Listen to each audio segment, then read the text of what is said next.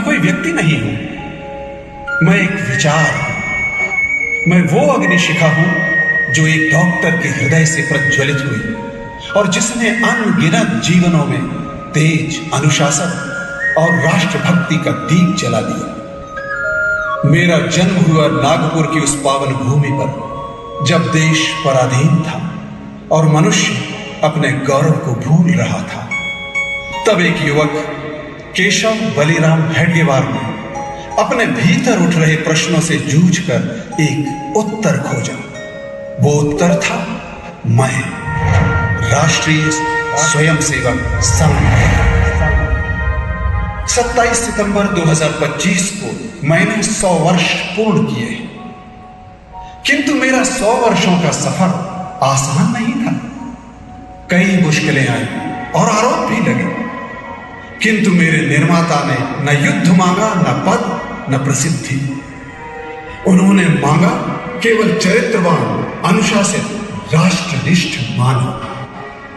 मेरा विशाल स्वरूप देखने के बाद सहज ही ये जानने की इच्छा होती है कि मेरा प्रारंभ कब हुआ, कैसे हुआ, कौन है वो भगीरथ जो इस गंगा को पृथ्वी पर ले आया। तो आइए देखिए, सुनिए और अनुभव कीजिए उस महान व्यक्ति की कहानी जिसने विचार को संगठन में बदला और संगठन को राष्ट्र जीवन की नाड़ी बना दिया। ये कहानी है डॉक्टर केशव बलिराम हेडगेवार और मेरे जन्म की। वो दिन था 1 अप्रैल 1889। उस दिन चैत्र शुक्ल प्रतिपदा थी। सर्वत्र उत्साह से नववर्ष का स्वागत हो रहा था। प्रभात की बेला थी। हर घर के आंगन झाड़ बुहार कर, जल सम्मार्जन कर, स्वच्छ करने के साथ महाराष्ट्र की पद्धति के अनुसार सुंदर रंगोलियां रेखित कर दरवाजे पर आम के पत्तों का तोरण बांध रही थी। महाराष्ट्र में वर्ष प्रतिपदा को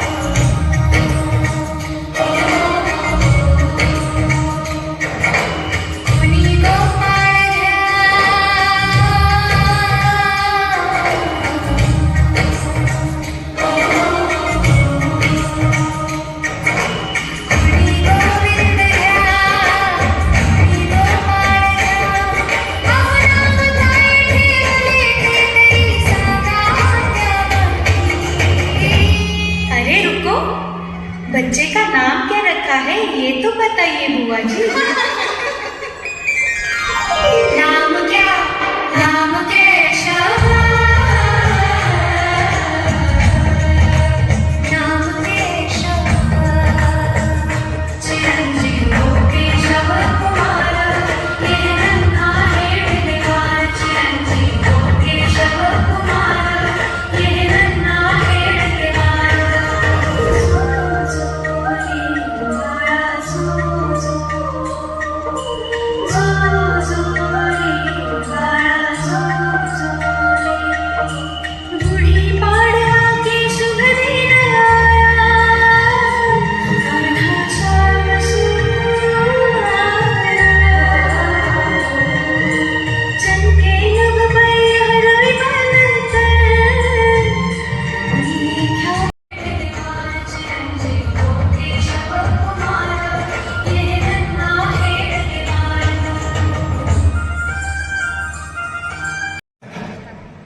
सन 1800 के बाद इस स्कूल की एक शाखा नागपुर में आई। इसी शाखा में केशव का जन्म हुआ।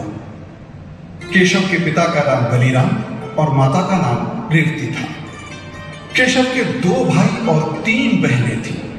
बड़े भाई का नाम महादेव एवं मझले का सीताराम था। केशव सबसे छोटा था। केशव एक बुद्धिमान बालक था। छत्रपति शिवाजी महाराज की कथाएं सुनने में तथा पढ़ने में उसे विशेष रुचि थी। उन्हें सुनते सुनते तथा पढ़ते पढ़ते वो लवलीन हो जाता था। इस छोटी सी आयु में ही केशव के मन में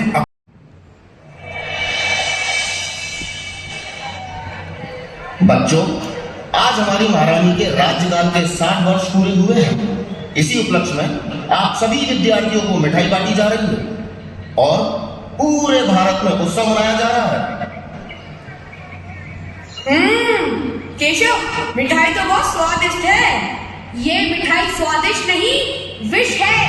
विष है? क्या हुआ केशव, तू नहीं खाएगा ये मिठाई? नहीं, मैं ये विष नहीं खाऊंगा। अंग्रेज लोग न हमारे देश के हैं, न हमारे धर्म के। ना मालूम कितनी दूर से वो आए हैं और हम पर राज्य करते हैं। वो हमारे शत्रु हैं। उनकी रानी को राज्य करते हुए 60 वर्ष बीते, इसलिए हम खुशियां क्यों मनाएं?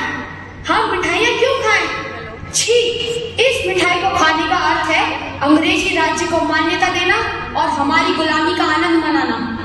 इस मिठाई को खाना पाप है। इस मिठाई को खाना अपने देश के प्रति द्रोह करना है। मैं ये मिठाई नहीं खाऊंगा। ये क्या किया केशव तुमने? मिठाई नाली में फेंककर हमारी महारानी का अपमान किया है। महारानी होगी तुम्हारी। हमारा राज्य तो हिंदू राज्य है, भारतवर्ष है, और इस अंग्रेजी रानी के राज्यकाल के 60 वर्ष होने पर हम उत्सव क्यों मनाएं? मैंने इस मिठाई के साथ साथ अंग्रेजी राज्य को भी नाली में फेंक दिया है। लगता है तुम्हारा पानी को चला गया है। अगर किसी अंग्रेज ने सुन लिया तो देशद्रोही साबित हो जाओगे। जाओ, अभी घर जाओ।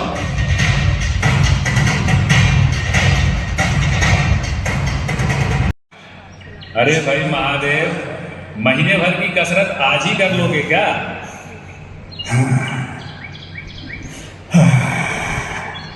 क्यों भाई केशव, कुछ नाराज दिखाई देते हो? सुना है आज तुम्हारे पाठशाला में मिठाई बांटी गई थी, तुम्हें नहीं मिली क्या? मिली क्यों नहीं, पर वो मैंने नाली में फेंक दी। वाह भाई वाह, ये भी कोई बात हुई? मिठाई भी भला कहीं नाली में फेंकी जाती है? दादा, वो मिठाई नहीं, विष की पुड़िया थी। जिन्होंने हमें गुलाम बनाया है, उनकी रानी के समारोह में हम क्यों सहभागी होंगे? ऐसे ही मिठाई दे देकर अंग्रेज हमें सदा के लिए गुलाम बनाए रखना चाहते हैं। भाई महादेव, ये कोई मामूली लड़का नहीं, लगता है ये किसी और ही मिट्टी का बना है। आखिर भाई किसका है?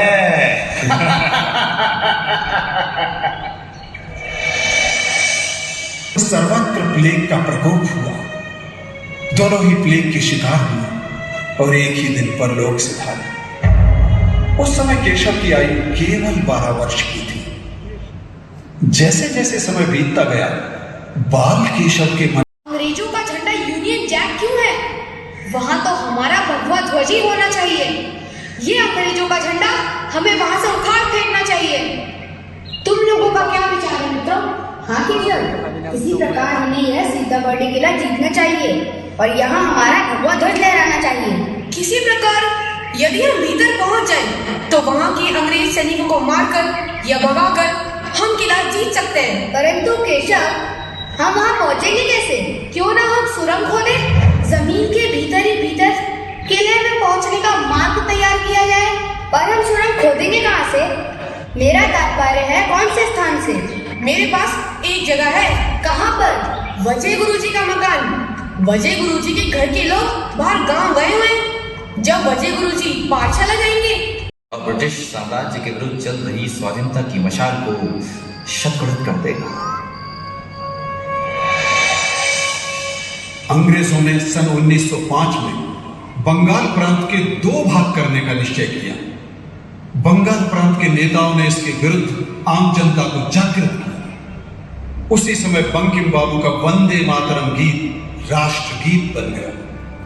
भारतवर्ष के कोने कोने से वंदे मातरम की ध्वनि गूंजने लगी और लोग कहने लगे, नहीं, हम बंगाल के टुकड़े नहीं होने देंगे।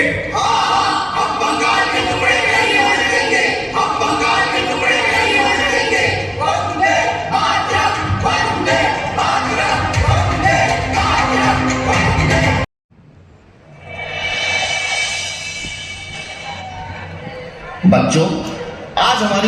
के राज्यकाल के 60 वर्ष पूरे हुए हैं। इसी उपलक्ष्य में आप सभी विद्यार्थियों को मिठाई बांटी जा रही है और पूरे भारत में उत्सव मनाया जा रहा है। केशव, मिठाई तो बहुत स्वादिष्ट है। ये मिठाई स्वादिष्ट नहीं, विष है। विष है? क्या हुआ केशव, तू नहीं खाएगा ये मिठाई? नहीं, मैं ये विष नहीं खाऊंगा। अंग्रेज लोग न हमारे देश के हैं न हमारे धर्म के। ना मालूम कितनी दूर से वो आए हैं और हम पर राज्य करते हैं। वो हमारे शत्रु हैं।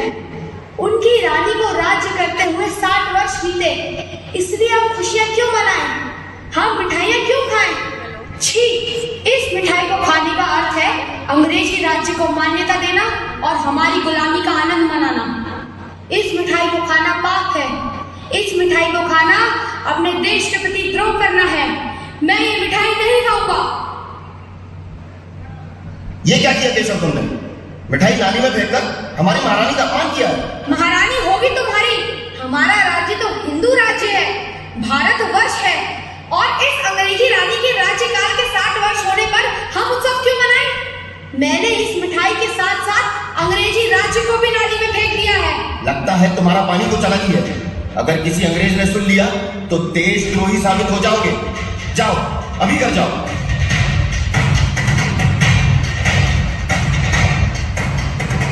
अव्वल दर्जे से पास हो जाओगे। बता बेटा, किसने किया है? बताओ। हमें नहीं पता गुरुजी, कैसे हुआ ये सब?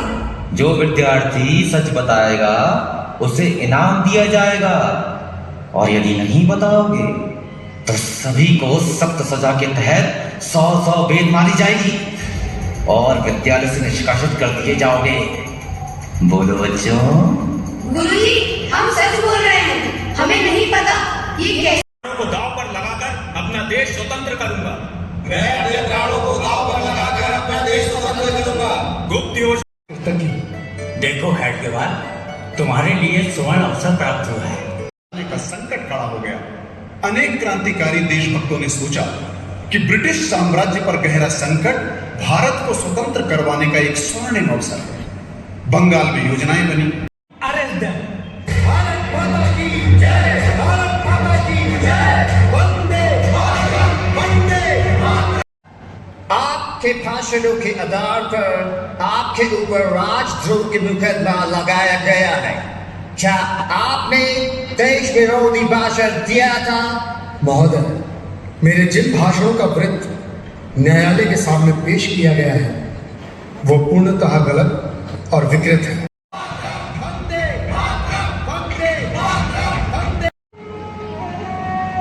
उन लोगों को हिंसा का रास्ता नहीं अपनाना चाहिए था। मुझे लगता है कि ईश्वर ने मुझे तीसरी बार सावधान किया है। देश भर में सर्वत्र स्वदेश हित की दिन रात चिंता करने वाले सेवक यदि उत्पन्न होंगे तो हमारे देश की सब समस्याएं हल होंगी। तब हमारा संपूर्ण देश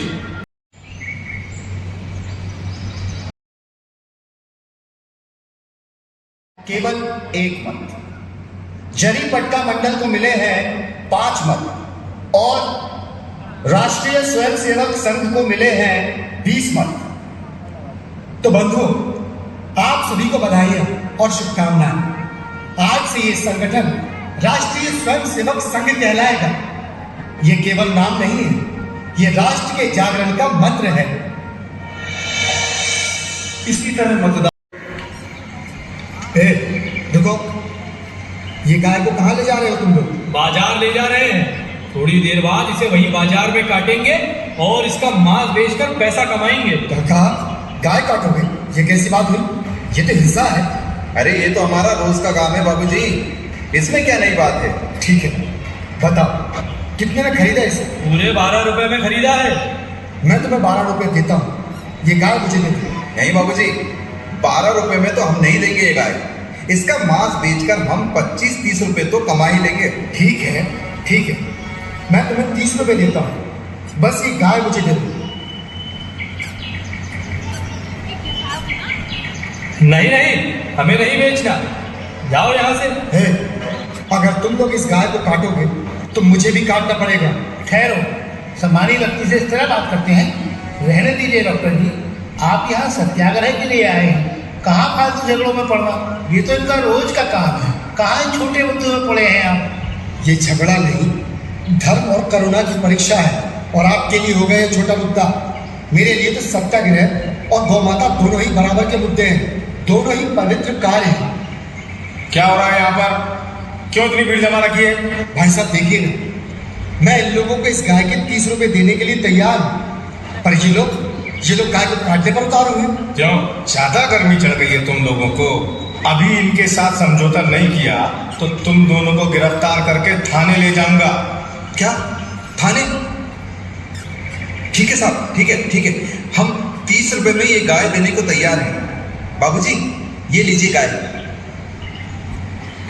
चल मां, अब तो पूर्ण रूप से सुरक्षित है। डॉक्टर साहब, आखिर आपने इस बेजुबान जानवर को बचा ही लिया। बंधु, ये कोई जानवर नहीं, हमारी माँ है।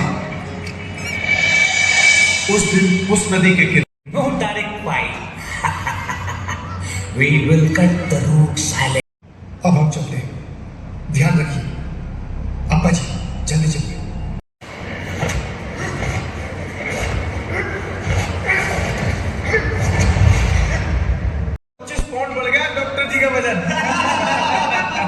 ये तो बड़े आश्चर्य की बात है। इतना प्रभावी दृश्य अभी तक नहीं देखा। आइए। अनुशासन, स्वयं सेवकों की वृत्ति और स्वच्छता आदि अनेक बातों को देखकर प्रयत्न किया है। कांग्रेस में आपके प्रयत्न क्यों सफल नहीं हुए? क्या पर्याप्त आर्थिक सहायता नहीं मिली? नहीं। अपने चरित्र और कार्य पर अटल निष्ठा के बल पर आप अंगीकृत कार्य में निश्चित ही सफल होंगे। माधव, आज का क्षण केवल तुम्हारे जीवन का नहीं, अपितु राष्ट्र के भविष्य का भी एक महत्वपूर्ण मोड़ है। संघ केवल संगठन नहीं है,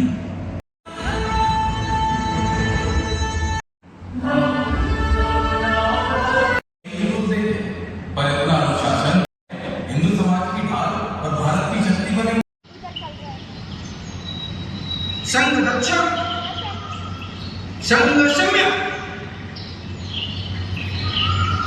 अग्रेसर अर्थात संघ आरंभ।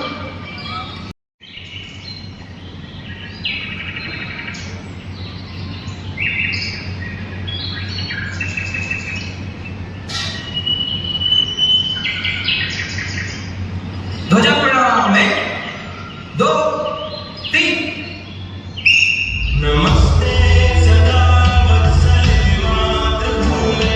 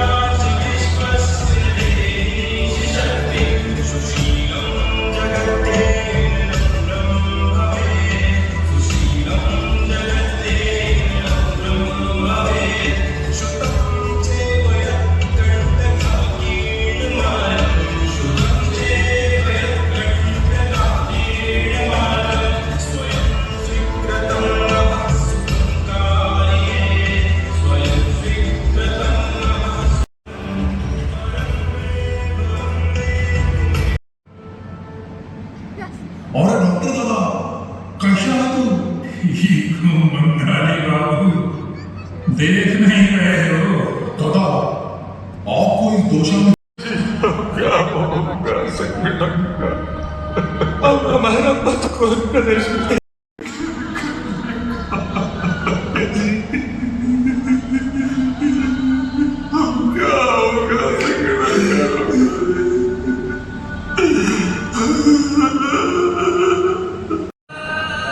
यानी मेरे जन्मदाता, मेरे निर्माता बैकुंठ धाम को चले गए।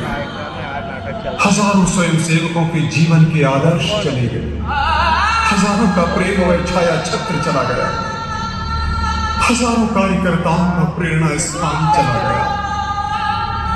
राष्ट्रीय स्वयं सेवक संघ उन्होंने जो बाल केशव हेडगेवार को सरकार दिया है, जो युवा हेडगेवार जी है भारत सिंह बपने में, और जो वृद्ध हेडगेवार जी हैं विशाल चतुर्वेदी जी, उन्होंने बहुत अच्छा काम निभाया है। इसके बाद जो मंच पर काम होता है